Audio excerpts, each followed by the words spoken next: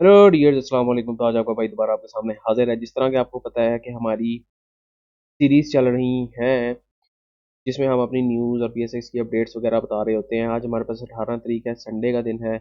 और जब तक आप ये वीडियो देख रहे होंगे 19 तारीख होगी, मंडे होगा और तकरीबन शाम के 6 साढ़े 6 तकरीबन बज रहे होंगे। तो अभी हम डिस्कस करने जा रहे हैं एग्रो फर्टिलाइजर लिमिटेड को, जिसने रिसेंटली ही डिविडेंड अनाउंस किया है। वो तो हम उसमें बाद में आते हैं, लेकिन पहले देख लेते हैं कंपनी कैसी है। कंपनी हमें पता है कि फर्टिलाइजर्स बनाती है। इसके मद्दे मुकाबिल जो सी कंपनीज काम कर रही हैं, फातिमा फर्टिलाइजर है, फौजी फर्टिलाइजर बिन कासिम लिमिटेड है, फिर सिंपल फौजी फर्टिलाइजर्स लिमिटेड है। और भी काफ़ी फर्टिलाइजर्स के शेयर्स हैं जो इसके मद्दे मुकाबिल काम कर रहे हैं, जिसमें दो शेयर्स अच्छे हैं, जिसमें एंग्रो फर्टिलाइजर हो गया और एक फौजी फर्टिलाइजर कंपनी लिमिटेड हो गया। ये तो ये दो शेयर्स हमें पता ही अच्छे हैं। अगर 1 ईयर की चेंज की बात की जाए, 1 ईयर में हमने देखा है कि ये 70 75 रुपये से उठ के ये 120 पे आ गया है। ये एक अच्छी बात है कि फर्टिलाइजर सेक्टर का एक स्टॉक इतना ग्रो कर रहा है। और वो उसकी वजह ग्रो करने के लिए सिंपली हमारे पास है कि डिविडेंड्स बड़े देता है और रेगुलरली डिविडेंड्स देता है। जिस तरह का हम देख सकते हैं कि इसने 22 में भी डिविडेंड दिए, ठीक है। फिर इसने 23 में 4 दफ़ा डिविडेंड दिया। अब 24 में भी इसने 80 रुपये का 8 रुपीज़ का डिविडेंड दिया है, फाइनली डिविडेंड। अगर इसकी हम मज़ीद डिटेल्स में जाएँ तो जिस तरह के हम देख सकते हैं कि हमें डिविडेंड इसने इशू किया है 8 रुपीज़ पर शेयर के हिसाब से। और पिछली दफ़ा इसने डिविडेंड इशू किया था 125%, जिसका मतलब था 12.5 रुपीज़ पर शेयर के हिसाब से। तो इसकी हम देख लेते हैं डेट। यहाँ पे हमें डेट दिखनी ये।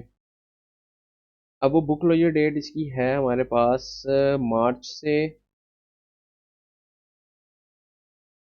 19 मार्च से, ये बुक लो ये डेट है। और उसके बाद जो है 19 मार्च से एक दिन पहले जो है वो हमारे पास एक्स डिविडेंड डेट होगी। और उससे पहले एक दिन हमें शेयर्स की खरीदो फरोख्त करनी है। इसका मतलब ये है कि अगर हम 19 मार्च को देखें तो हमारे पास ट्यूसडे बनता है, 18 हमारे पास एक्स डिविडेंड डेट होगी।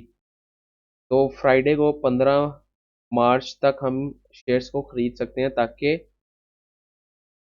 अगर हम 15 मार्च को शेयर्स खरीदें तो हम डिविडेंड लेने के हकदार होंगे। ठीक है, सिंपली बात ये है।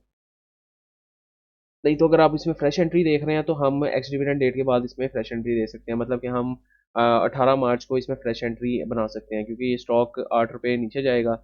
इसका मतलब ये होगा तकरीबन तकरीबन ये अगर इसी प्राइस पे रहा तो तकरीबन तकरीबन ये 121 रुपये में मिल रहा होगा, 120 21 रुपये मिल रहा होगा।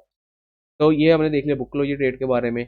अब हमने देख लिया है, जिस तरह के हमें पता है कि फंडामेंटली कंपनी बड़ी स्ट्रांग है, तो हम उसकी फिर भी परफॉर्मेंस पे एक दफ़ा नज़रसानी कर लेते हैं। 2022 में जिस तरह के हमने देखा था कि 11.98 ईपीएस था, मोटा मोटा मैं बता रहा हूँ। और 2023 में मतलब अब के रिजल्ट्स में 19.61 ईपीएस है, जो कि एक बहुत अच्छी ईपीएस ग्रोथ इसने अपने दिखाई है। सेल्स में इसने तकरीबन तकरीबन डबल, तकरीबन तकरीबन डबल नहीं कह सकते कि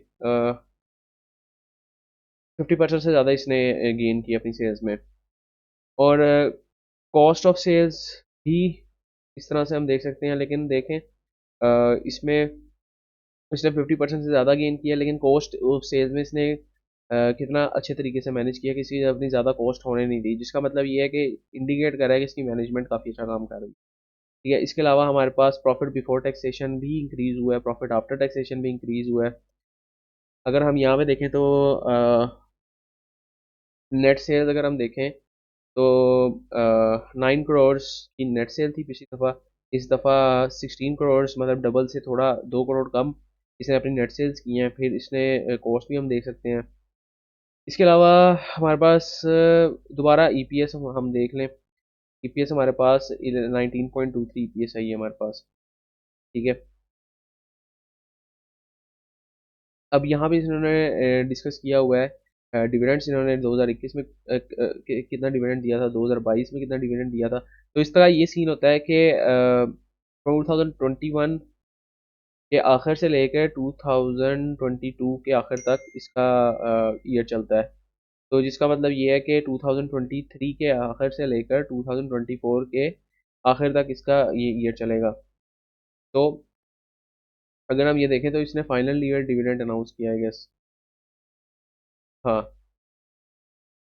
तो ऑल इन ऑल ये कंपनी एक अच्छी सिमत में जा रही है। इसके अलावा एक और मैं यहाँ चीज़ पढ़ रहा था, अगर आप लोगों को दिखाऊं कि हाँ, अब ये कंपनी कह रही है कि गैस की प्राइसेस सिग्निफिकेंटली इंक्रीज हुई थी 2023 में, जिसकी वजह से एग्रो फर्टिलाइजर्स को काफ़ी ज़्यादा रुपीज़ की डिवैल्यूएशन की वजह से इफेक्ट हुआ था, ठीक है।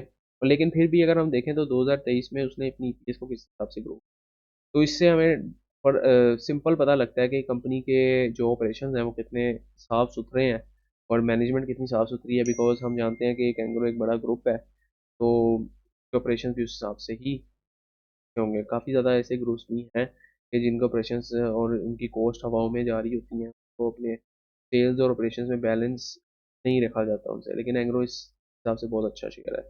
ऑल इन ऑल इस कंपनी में इन्वेस्ट करना चाहिए। बुक क्लोजर डेट अगर आप कह रहे हैं कि आपने डिविडेंड लेना है तो डिविडेंड से पहले इन्वेस्ट कर दें। मतलब कि आप एक्स डिविडेंड डेट से एक दिन पहले इन्वेस्ट कर सकते हैं, जो कि हमारे पास, मैंने आपको पहले बता दी, बनती है तकरीबन एक्स डिविडेंड डेट से पहले हमारे पास बनती है 16, नहीं 15 मार्च। एक्स डिविडेंड डेट से पहले हमारे पास बनती है। तो ये हम डिविडेंड लेने के हकदार सिर्फ 15 तारीख के बाद नहीं होंगे, 15 तारीख तक होंगे, ठीक है। लेकिन अगर हमने फ्रेश एंट्री करनी है तो हम 18 तारीख को, जब एक्स डिविडेंड डेट हो जाएगी, तब हम फ्रेश एंट्री कर सकते हैं, ताकि हम स्टॉक सस्ते में लेके और फ्यूचर के लिए उसको लंबे अरसे के लिए होल्ड कर सकें। उम्मीद करता हूँ आपको सीरीज़ पसंद आ रही होगी। नेक्स्ट टाइम के लिए भाई को इजाज़त दीजिए, अपनी सीरीज़, ये सीरीज़ को प्यार दिखाएं, और नेक्स्ट टाइम के लिए अपनी स्क्रिप्ट्स के बारे में भी बताएं कि आप किस स्क्रिप्ट्स पे जानना चाह रहे हैं। एक स्क्रिप्ट मेरे पास है लोटे केमिकल के बारे में, काफ़ी लोगों का कमेंट्स आ रहे हैं, तो आपने अगर कोई स्क्रिप्ट देखनी है के बारे में भी कमेंट करें, ताकि मैं उसको फ्यूचर में लेके आ सकूँ। नेक्स्ट टाइम के लिए भाई को इजाज़त दीजिए। अल्लाह हाफ़िज़।